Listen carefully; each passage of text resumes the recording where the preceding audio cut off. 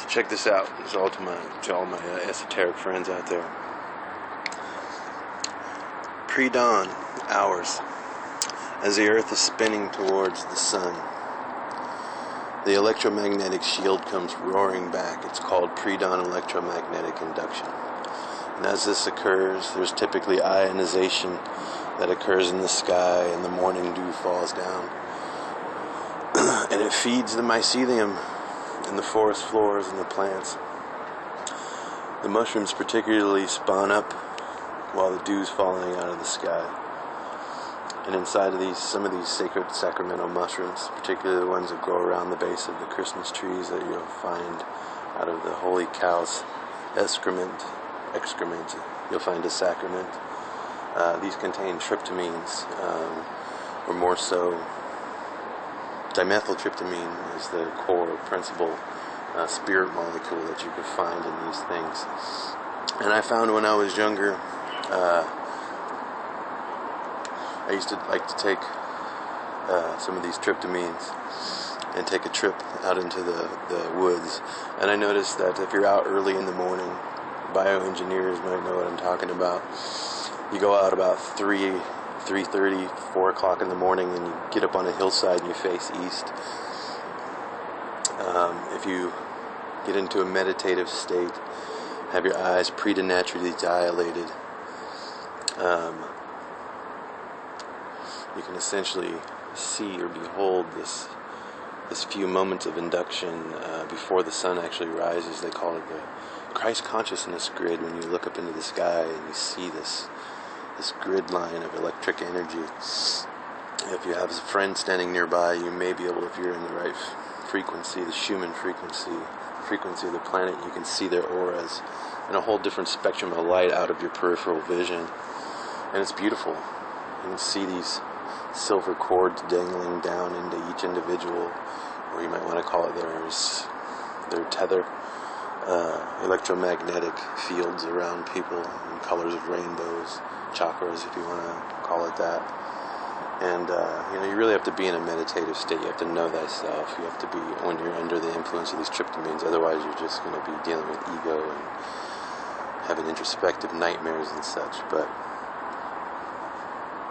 I noticed, I think that's why they call this the witching hour. This is also when our brain naturally produces dimethyltryptamine. But typically we're sleeping and we're in REM status. That little special chemical that wakes us up in the mother's womb at around 49 days. Like Buddha waking up under the Bodhi tree after 49 days. This little chemical releases from our cerebral cortex into our pineal gland, or from our pineal gland into our pineal gland. It wakes us up. It's our principal seat of our soul, our eye of Horus.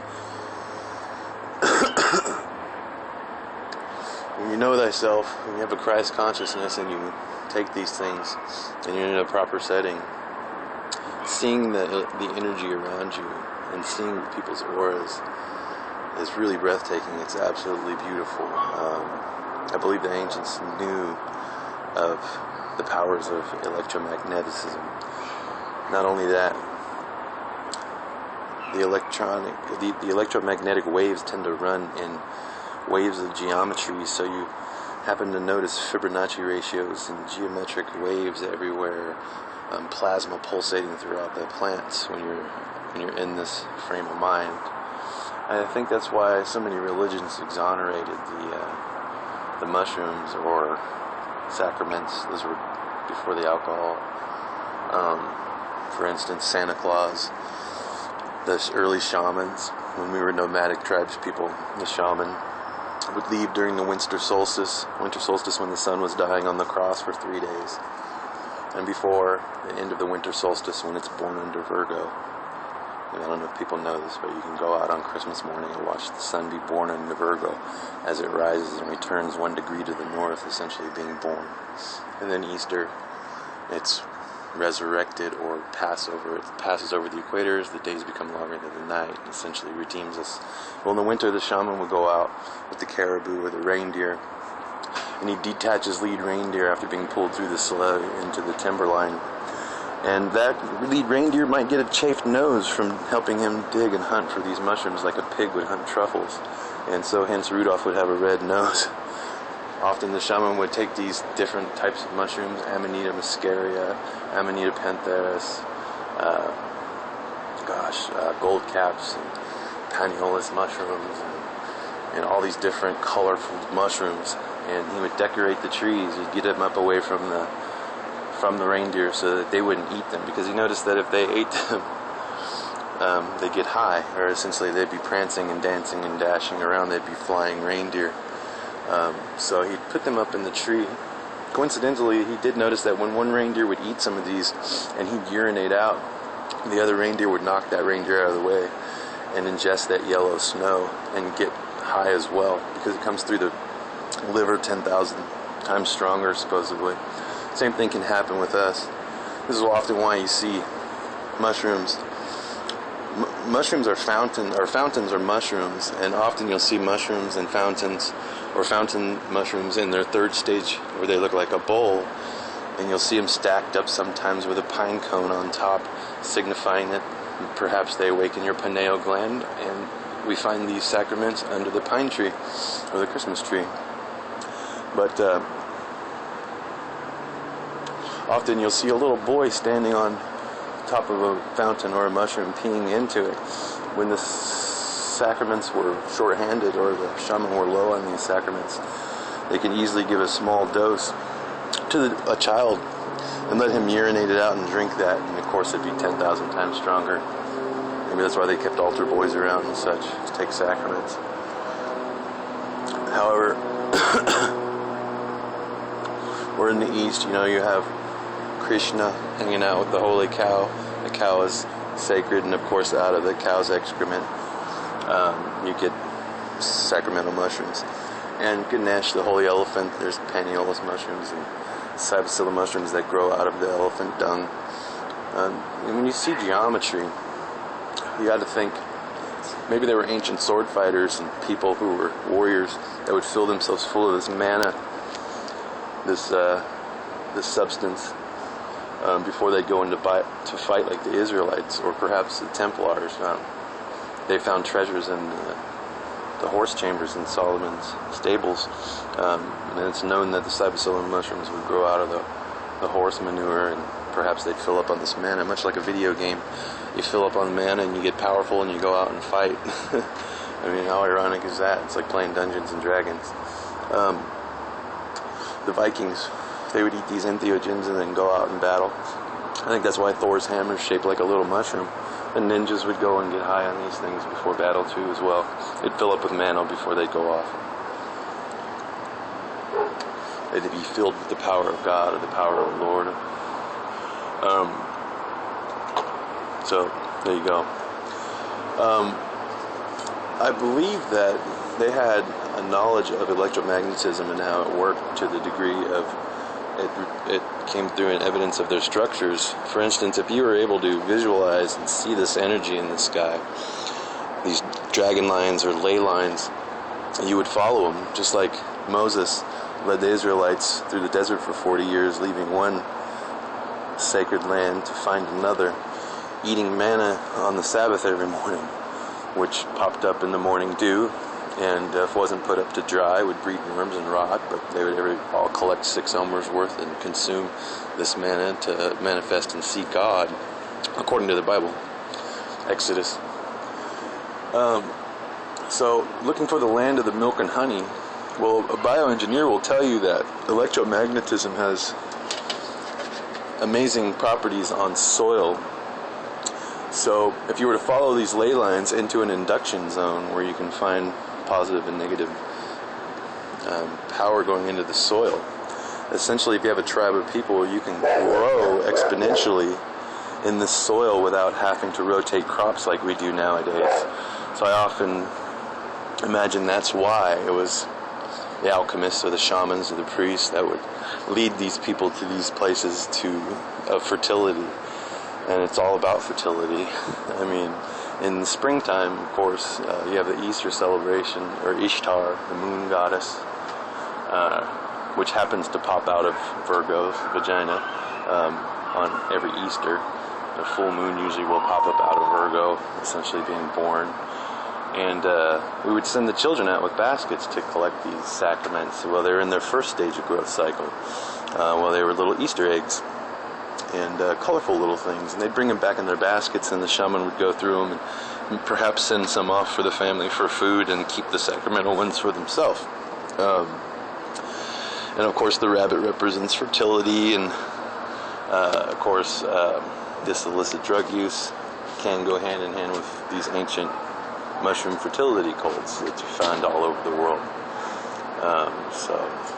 And we still practice some of the stuff, but we just take it as fairy tales and fantasies and stuff like that. But entheogenics and plant usage to get people to different altered states of consciousness have been around for a long time. And even Halloween, we familiarize ourselves with witches with this green paste on, and they're riding around on broomsticks. But a lot of people don't know